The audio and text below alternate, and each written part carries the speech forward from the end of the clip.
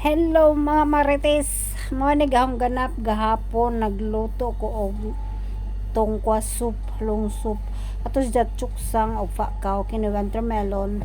Una wa mo kailaan ni char. Ja kalain-lain nga mushroom oh ning ibabad kay para dili makahilo. Ja o man naghugas ang mga kakarni.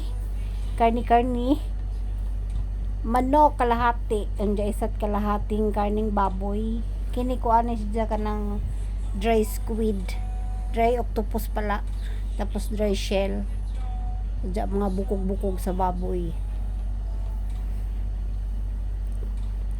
gilapuan ni nahuusan na gihago gihits halo sa kuan ang butang sa sabaw pakuluan ni nahuog 3 ka oras. Kini dry figs, lotus seed. After 3 hours gitangtang na nahog mga kabukugan, gibutang na gipuli na ho ag watermelon. Kini sa watermelon. Unja 1 hour ulit. Pagkahuman nagluto na ko panihapon para sa among silingan.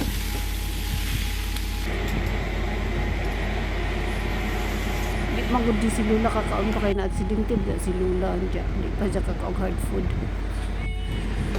mo ni finished product sa bawo ito na lang natira pagkahuman og tangtang sa mga kabukugan no di ba ilabog ni namo kay di man ni namo kanon human og luto sa para sa among silingan nag blender na ko pagkaon ni Lula kay di pa man siya pwede mo kaog hard food so mga liquid ay dyan ni straw higupon ra ni sa straw mo nang kinahanglang i-blender